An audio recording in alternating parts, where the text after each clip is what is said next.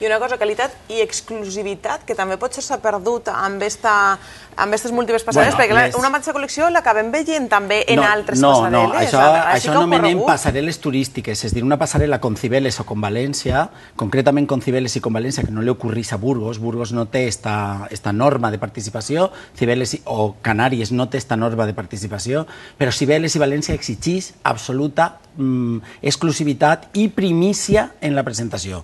No solament exclusivitat. Perquè una col·lecció desfile en la València Fashion Week o en Cibeles, la col·lecció té que ser no solament la col·lecció que es presenta per primera vegada, sinó que se presenta en exclusiva en el món sencer, per primera vegada.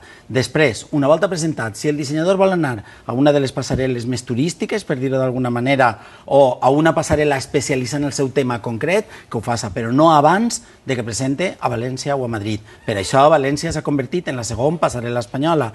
En la primera, no per pressupost i per contingut, però sí, la segona, en quant a pressupost, contingut i comunicació. En aquests moments hi ha que pensar que València ha tingut una visita en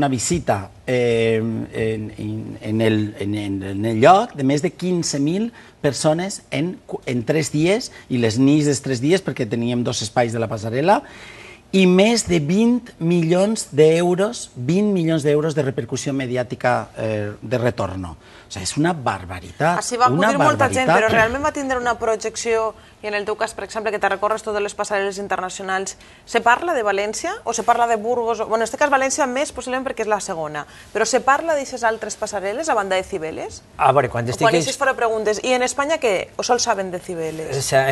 Quan jo estic en les passarel·les que tu ves dius per totes les bandes del món, se parla d'Espanya, se parla de que sí que n'hi ha una moguda, però també te pregunten, però luego este producto què passa? Que és una de les coses que volia dir el Josep, que a veure, les passarel·les són importants, el llançament del producte és important, però en acabant, a quin fi arriba el producte? Arriba al consumidor?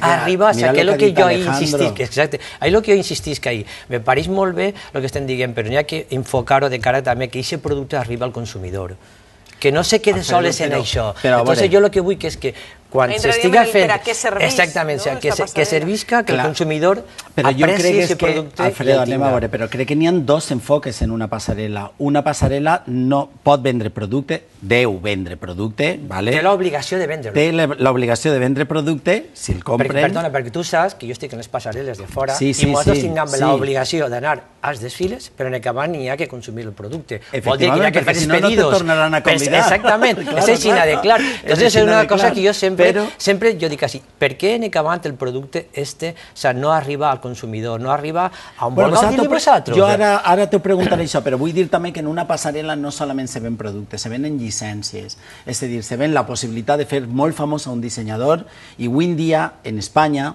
que per desgràcia se consumís producte interior molt menys que producte exterior, o sigui que això és un hàbit de consum que possiblement siga potser per el que tu dius, per la qualitat, per no sé, per la promoció, no ho sé, però un 50-50, o sigui, la comunicació del producte exterior és brutal, i la qualitat és brutal també, no es pot comparar, però vull dir que a més el dissenyador va vendre llicències, va vendre nom, quan més famós és anant a una passarel·la, més possibilitats té de que li fiquen a un perfumet el seu nom, o a una cremeta, o a unes ulleres, o a una càmera, o a una tapa de vàter, com el cas d'Àgata Ruiz de la Prada. Per tot això, Josep, tu saps que abans que estem en el món de la moda i els que ens agrada, sobretot la moda, això estem un poc en desacuerdo. És com prostituir la moda? És una cosa que a mi no me va, que tu ho saps. A mi me va el que és oferir en les tendes el producte i el producte ben acabat i en qualitat, perquè això és el que la realitat del consumidor en acabant aprecia.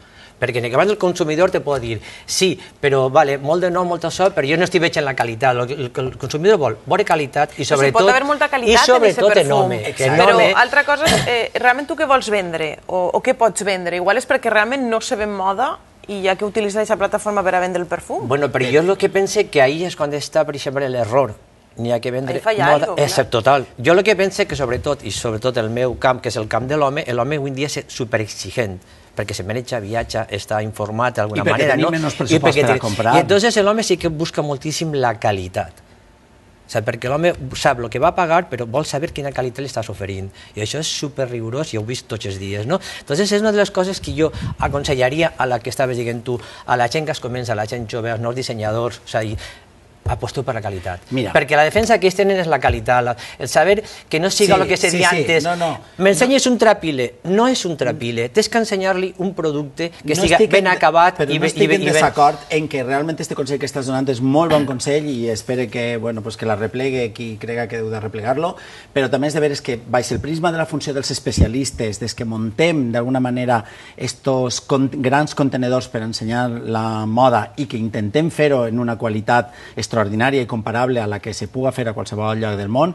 En aquest moment la nostra empresa està fent en el territori nacional, està fent 5 de les grans passarel·les i a nivell internacional començarem ara en una Fashion Week que ens acaben de proposar. Però perdona, tu tens que buscar i crec que imposaràs la qualitat. Ahí vaig. No, com nosaltres no som qui per a xutxar, per dir-ho d'alguna manera, la qualitat de la passarel·la. Jo crec que això és una funció més política de la pròpia passarel·la, de la direcció de la passarel·la. És que sembla que esteu parlant de passarel·les molt diferents, al fi i al cap, o d'espectacles molt diferents. En el teu cas és un espectacle de venta, per dir d'alguna manera, un aparador fantàstic, i en el teu és més... Sols justifica la passarel·la si n'hi ha venta posterior a la passarel·la de la col·lecció. És que és la realitat. Bueno, no és que la realitat, però la realitat, existeixen les dues realitats, però n'hi ha una realitat... La de fer-se molt famós per a vendre, jo te diria casos internacionals com el de Paco Rabanne, per exemple. Que al final se compra més el seu perfum possiblement que la seva prenda. Però és que és un poc... Però n'hi ha que sobreviure.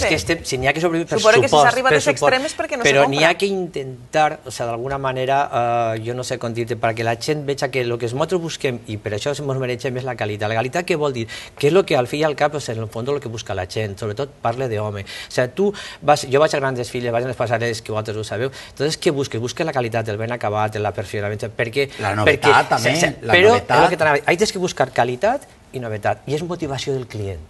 Ahí és quan entra la motivació del client, que veja una cosa diferent però ben acabada, una cosa en qualitat. Per què? Perquè a la fi i al cap, a la llarga t'ho va dir que ben aquesta prenda, que ben acabada està, la tinc nova, la tinc tal. Això és el que nosaltres busquem, perquè això és el que és la garantia del producte. Entonces el producte, ja que si tu vens... Però tu penses que una passarel·la no té que oferir una banda d'espectacle tendència, no dic espectacle visual, espectacle tendència, perquè jo el circo pel circo, el teatro en el teatro, l'òpera en l'òpera, i una passarel·la és un home o una dona anant per avant i per carrer ensenyant roba, que al fin i al cap és el que és una passarel·la, però sí, aquesta roba me té que estar oferint una novetat, té que ser el laboratori de tendències que tots busquem en una passarel·la per a poder extraure, per dir-ho d'alguna manera, com anem a continuar en aquest gran vehicle de comunicació que és la moda. Però jo potser és que vull, perdona, jo vull trencar un poquet el que tu estàs dient ara, que és la pregunta que molts vegades te fan els clients. Alfredo, el que veig a mai en el que no se veu posar, no se veu tal, què és? Sí, ho ha dit un xaval en el reportatge. De acuerdo, de acuerdo en tu, n'hi ha que buscar un tal % d'espectacle, perquè és un espectacle, però en el que no n'hi ha novetat, de acuerdo, però n'hi ha que oblidar mai, la qualitat. Però després de ser que vas a una passarel·la, si res és ponible, se critica, però si tot és ponible també. Bueno, si tot és ponible no la deixen ni tornar a desfilar. No, però si tot és ponible, se converteix en una més. N'hi ha que buscar un tant per cent de lo que és un poc espectacle, show i la pràctica, però elevadíssim el tant per cent de buscar qualitat i perfecció, perquè això és el que la realitat el client vol. És així de clar, no? Però el client quan va a la tenda, però possiblement no quan vaig a una passarel·la. Bueno, però el que va a la passarel·la no és el carrer. El que va a la passarel·la... No deuria ser el carrer. No deuria ser el carrer. El carrer demana una altra cosa. El carrer demana una altra cosa. Una altra cosa és que anem els professionals a veure una passarel·la. És que quan hi ha confusió. Correcte. De l'àmbit que sigui, de la premsa, del món de la compra de les llicències, de la compra dels botiguers, és dir, de tot el gran engranatge que el món de la moda té, des que parlen, des que venen, des que revenen, etc. Són els que deurien anar. I això es deuen d'exigir i ser tant per cent important, perquè si no, quina oferta tens tu per un client que t'ha comprat una prenda meravellosa, que tu saps, la jaqueta, per exemple, que dus, o esta camisa, me durarà segurament 2 o 3 temporades. O sigui, no te vaig a comprar una altra camisa gris en com tu no me dones un motiu per a poder comprar. És motivar al client en una oferta diferent, però sempre per el meu objectiu qualitat, perquè és avui en dia l'arma que tinc el tipus de gent com jo que m'ho mereixen per Europa, perquè sabem tota l'oferta que n'hi ha sense qualitat, que està en un moment que se la poso la típica, me la pongo 2 veces i ja està, no. Avui en dia l'home, sobretot, que és el que jo defenc, que és la moda, és vol qualitat, que li quede bé, que li sente bé i que digui una prenda segur de si mateixa.